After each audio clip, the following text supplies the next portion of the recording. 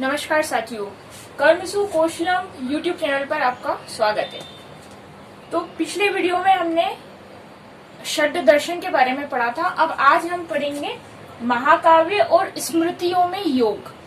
तो महाकाव्य क्या है पहले वो देखते हैं, फिर उसके बाद में हम देखेंगे कि स्मृतियां क्या है, उनमें योग।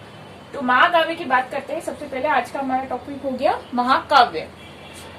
तो महाकाव्य क्या है, पहले इस शब्द को समझते हैं। तो इसका अगर हम संधि करते हैं तो ये हो गया महत धन काव्य, यानी कि ऐसा ग्रंथ या ऐसा काव्य जिसमें महत यानी कि पूरे जीवन का वर्णन हो। तो ऐसा ग्रंथ जो बहुत सारे अध्यायों में विभाजित हो, बहुत बड़ा हो, जिसमें किसी के पूरे जीवन का वर्णन हो, वो महाकाव्य हो गया। तो हमारे सिलेबस में है दो, रामायण और महाभारत। तो पहला प्रश्न तो यही हो गया कि रामायण और महाभारत जो है वो दो सबसे बड़े जो है वो महाकाव्य हैं। तो रामायण और महाभारत में योग हमारा मुख्य विषय हुआ। रामायण व महाभारत में योग। तो आज सबसे पहले हम रामायण में योग, पहले इस पे चर्चा करते हैं, उसके बाद में हम पढ़ेंगे महाभारत में योग।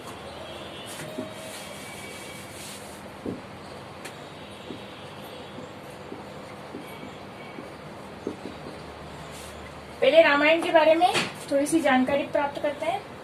रामायण का संधि विच्छेद करें तो राम और अयन। अयन का अर्थ हो गया यात्रा, यानी कि किसकी यात्रा, श्री राम की यात्रा। यानी कि रामायण में क्या है, पूरे श्री राम जी के पूरे जीवन चरित्र का वर्णन है। तो ये हुई रामायण। रामायण की रचना किसने करी, वाल्मीकि जी ने। वाल्मीकि जी ने करी है। इनका पुराना नाम क्या था, रत्नाकर, है ना। और वाल्मीकि जी जो हैं उनको क्या बोलते हैं, आदि कवि की उपाधि भी उनको मिली है। ये सारे ऑब्जेक्टिव जैसे प्रश्न हो गए हमारे। रामायण की रचना किसने करी, वाल्मीकि जी ने। उनका पुराना नाम क्या था, रत्नाकर, यानी कि बचपन का नाम बोल दें। और उनको क्या उपाधि दी गई है, आदि कवि की उपाधि भी वाल्मीकि जी को दी गई है। ये रामायण कौन से युग का है, तो ये त्रेता युग का ग्रंथ है। ये त्रेता युग का ग्रंथ है। अब त्रेता युग का ग्रंथ है। अब रामायण के बारे में पढ़ते हैं। रामायण जो है वो 7 अध्यायों में विभाजित है, जिनको क्या बोलते हैं, कांड बोलते हैं। 7 कांड में विभाजित है। अब वो 7 कांड कौन कौन से हो गए,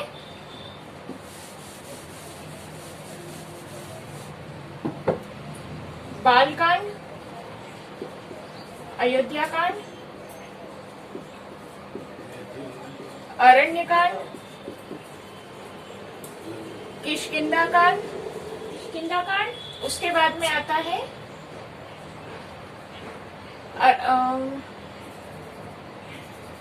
सुंदरकांड, फिर लंका या युद्ध कांड, और सबसे आखिरी में है उत्तरकांड। तो ये कितने हो गए, 7 कांड। बालकांड, अयोध्या, अरण्य, किष्किंधा, सुंदरकांड, लंका कांड और उत्तरकांड। अब इसमें प्रश्न है कि सबसे बड़ा कांड कौन सा है इसमें, तो वो है, हमारा मुख्य विषय है रामायण में योग, तो वो हम उस पर आते हैं। लेकिन ये जो बेसिक प्रश्न बनते हैं पहले हम उस पर चर्चा कर रहे हैं। तो सबसे बड़ा जो कांड है वो है लंका कांड, और जो सबसे छोटा है वो है किष्किंधा कांड।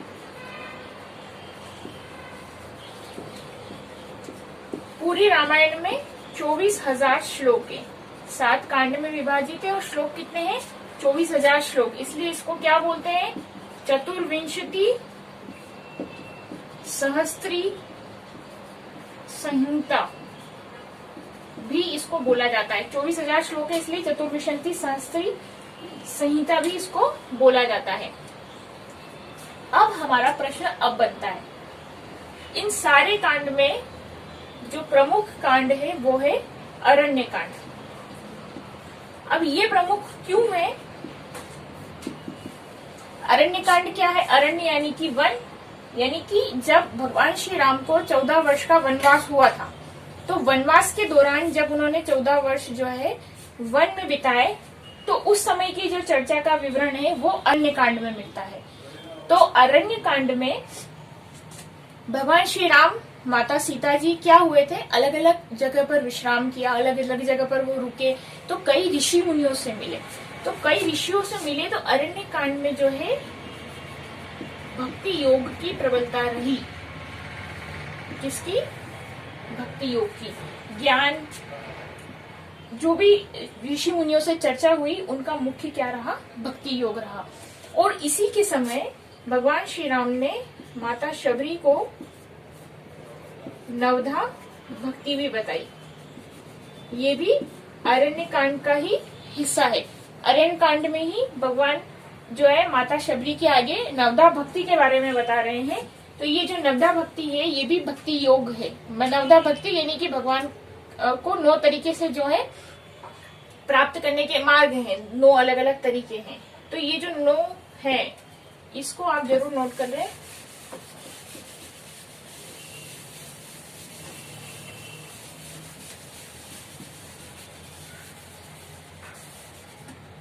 ये क्या क्या है? नवधा भक्ति के 9 मार्ग: श्रवण, स्मरण,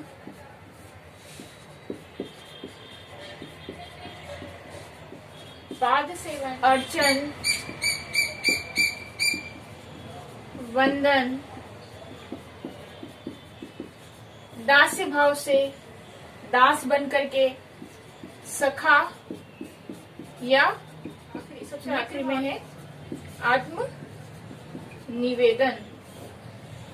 तो अरण्य कांड सबसे मुख्य है, इसमें भक्ति योग की प्रबलता रही है। और नवधा भक्ति जो है माता शबरी को को बताई है भगवान श्री राम ने, तो वो है श्रवण, कीर्तन, स्मरण, पाद सेवन, अर्चन, वंदन, दास्य भाव से, सखा मित्र भाव से, या फिर आत्म निवेदन। तो ये हो गया हमारा रामायण में योग। तो रामायण में योग जो है भक्ति योग की प्रबलता रही, अरण्य कांड में रही है। 7 कांड में विभाजित है, उनमें से अरण्य कांड में इसके बारे में, भक्ति योग के बारे में चर्चा मिलती है। और जो नवधा भक्ति है, ये नवधा भक्ति की भी चर्चा अरण्य कांड में ही की गई है। तो ये 9 भक्ति जो है, ये आप इसको थोड़ा सा 9 ही जो प्रकार है, इसको आप जरूर से याद कर लीजिए। अब हमारा अगला टॉपिक रहेगा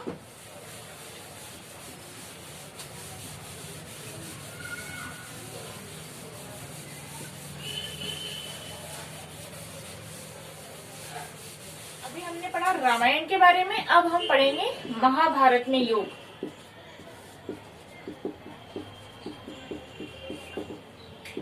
अब सबसे पहले महाभारत के बारे में हम बेसिक समझते हैं। सबसे बड़ा प्रश्न, सबसे बड़ी बात ये है महाभारत कि यह विश्व का सबसे लंबा है, विश्व का सबसे बड़ा, सबसे लंबा ग्रंथ है।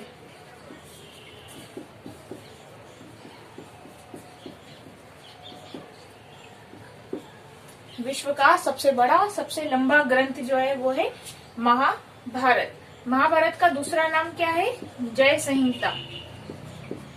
इसको जय संहिता भी बोलते हैं। और सबसे बड़ी बात है कि महाभारत को पंचम वेद कहा जाता है। 4 वेद कौन से हैं? ऋग, यजु, साम और अथर्व। और महाभारत को पंचम वेद माना गया है। यानी कि 5वां वेद किसको बोलते हैं? बहुत इंपॉर्टेंट क्वेश्चन है ये। 5वां वेद किसको बोलते हैं? महाभारत को। महाभारत की रचयिता कौन है? वेद व्यास जी।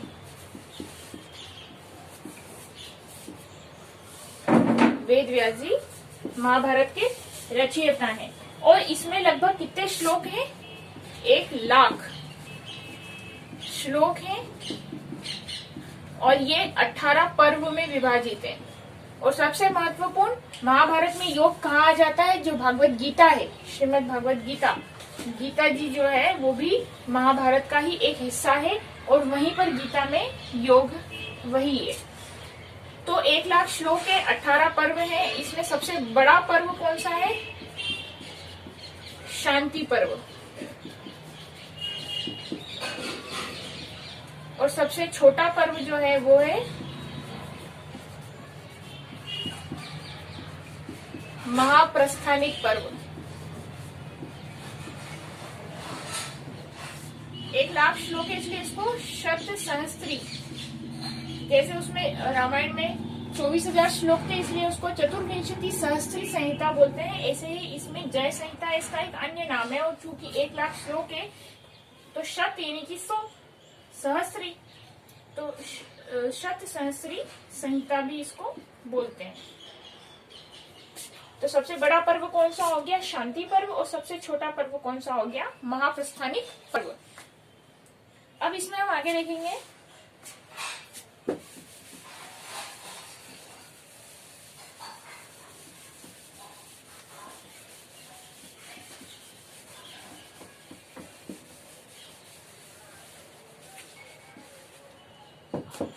वैसे तो गीता में योग है,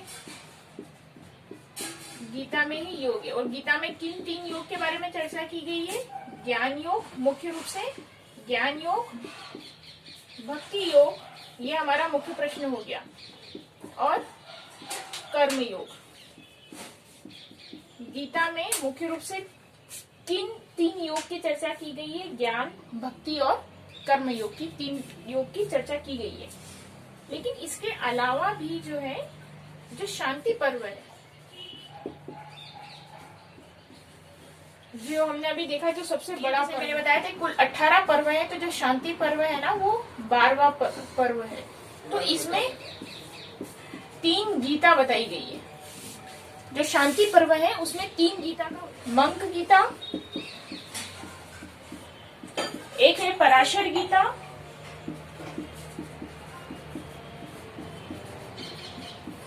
और है हंस गीता।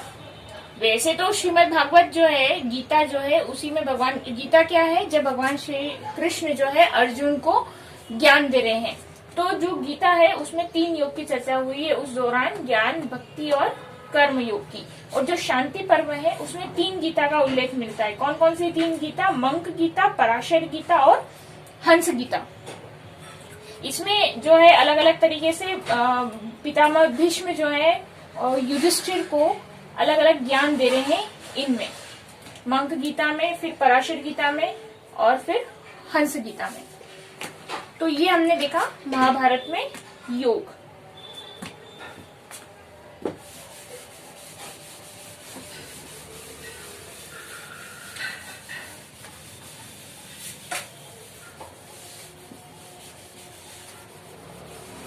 अभी हमने देखा महाकाव्य, अब हम बात करेंगे स्मृतियों की। तो स्मृति के पहले हम समझते हैं कि स्मृति क्या है। 2 चीज है, श्रुति और स्मृति। अभी हम बात कर रहे हैं स्मृतियों में योग। तो स्मृतियों को समझने से पहले हम समझते हैं श्रुति और स्मृति, ये 2 चीजें। जो स्मृति है मतलब कि हमारा जो पवित्र साहित्य है, जो भी हमारे धार्मिक ग्रंथ हैं, वो 2 भागों में विभाजित है, एक श्रुति में और एक स्मृति में। श्रुति यानी कि सुना हुआ यानी कि ईश्वर की वाणी, यानी कि जो ऋषि मुनियों ने ईश्वर से सीधे से सुना था, इनके दिव्य स्रोत हैं, इसलिए इनको श्रुति ग्रंथ बोलते हैं, क्योंकि इसमें ईश्वर की सीधे वाणी है जो ऋषियों ने पहले सुनी और फिर उन्होंने जीव जगत में जो है, पूरे जगत में उन बातों को फैलाया। तो श्रुति ग्रंथ कौन कौन से माने जाते हैं? ऋग्वेद, जो 4 वेद है वो श्रुति ग्रंथ माने जाते हैं। ऋग, यजुर, साम, अथर्व, और इसके अलावा जो है उपनिषद, ये उपनिषद भी क्या है? श्रुति ग्रंथ है। अब हम बात करते हैं स्मृति की। स्मृति यानी कि जो श्रुति यानी कि जो सीधे से सुना था ईश्वर से ऋषि मुनियों ने, तो इनके दिव्य स्रोत हैं, इसलिए श्रुति ग्रंथ महान माने जाते हैं। जो ऋग, यजुर, साम, अथर्व और उपनिषद है वो श्रुति ग्रंथ है। अब स्मृति ग्रंथ यानी कि जो स्मरण किया हुआ करके, यानी कि जो याद किया है या स्मरण से मनुष्य ने बुद्धि का प्रयोग करके, स्मरण करके, बुद्धि का प्रयोग करके जो ग्रंथ लिखे हैं वो है स्मृति ग्रंथ। स्मृति ग्रंथ में क्या क्या आ जाता है? स्मृति ग्रंथ जिनमें हमको, जिसके बारे में हमको चर्चा भी करनी है, तो स्मृति ग्रंथ में आ जाती है गीता, रामायण, महाभारत और याज्ञवल्क्य स्मृति। इसी में पुराण भी आ जाते हैं। पुराण भी क्या है, हमारे स्मृति ग्रंथ हैं, जिनको मनुष्य ने अपनी बुद्धि का प्रयोग करके जो स्मरण यानी जो सुना हुआ था उसके बाद में अपनी बुद्धि का प्रयोग करके याद करके जिन ग्रंथों की रचना करी है वो हमारे स्मृति ग्रंथ हो गए। गीता, रामायण, महाभारत, पुराण, याज्ञवल्क्य स्मृति। तो हमारा जो टॉपिक है वो है याज्ञवल्क्य स्मृति में योग। हमारा टॉपिक क्या है, याज्ञवल्क्य स्मृति में योग। तो याज्ञवल्क्य स्मृति में योग के पहले हम देखते हैं कि दो स्मृतियां हैं, एक है मनु और है याज्ञवल्क्य स्मृति। मनुस्मृति और संयोग योग इत्युक्तो जीवात्मा परमात्मनो, यानी कि जीवात्मा का और परमात्मा का संयोगी क्या है, योग है। ये कहाँ से लिया गया है, याज्ञवल्क्य स्मृति से लिया गया है। तो याज्ञवल्क्य स्मृति ने योग की परिभाषा क्या दी है कि जीवात्मा और जीवात्मा का परमात्मा से जो संयोग है, यानी उनका जो मिलन है वही योग है। तो इस याज्ञवल्क्य स्मृति के अनुसार योग की परिभाषा, स्मृति की जो टीका की हुई है तो उसमें विज्ञानेश्वर का नाम महत्वपूर्ण है। उन्होंने टीका करी है मिताक्षरा। ये प्रश्न याद करने जैसा है। याज्ञवल्क्य स्मृति पर एक महत्वपूर्ण टीका हुई है जो विज्ञानेश्वर ने की है, वो क्या है, मिताक्षरा। तो ये आज हमने पढ़ा महाकाव्य यानी कि रामायण और महाभारत में योग और स्मृतियों को समझने के लिए हमने पहले श्रुति और स्मृति, जिनमें हमारे सारे धर्म ग्रंथ विभाजित हैं, श्रुति और स्मृति को समझ करके हमने देखा है याज्ञवल्क्य स्मृति में योग। गीता, रामायण, महाभारत तो हम कर चुके हैं। तो याज्ञवल्क्य स्मृति में योग की परिभाषा जो है वो मैंने अभी आपको बताई, और उस पर एक महत्वपूर्ण टीका यानी कि जिन्होंने टीका करना यानी कि उसी को अपने शब्दों में सारगर्भित करना और अपने शब्दों में लिखना है। तो जो टीका करी है वो विज्ञानेश्वर ने करी है, जो काफी फेमस है, जो काफी प्रसिद्ध है, वो है विज्ञानेश्वर जी ने की है। वो क्या है, देखा रामायण में योग, महाभारत में योग और स्मृतियों में योग। अब नेक्स्ट टॉपिक पर नेक्स्ट सेशन में, नेक्स्ट वीडियो में हम नेक्स्ट टॉपिक लेकर के आएंगे। तब तक आपको अगर हमारा वीडियो पसंद आ रहा है तो ज्यादा से ज्यादा चैनल को सब्सक्राइब करें। सब्सक्राइब तो कर ही दिया होगा तो ज्यादा से ज्यादा शेयर करके सब्सक्राइबर थोड़े से बढ़ा दीजिए।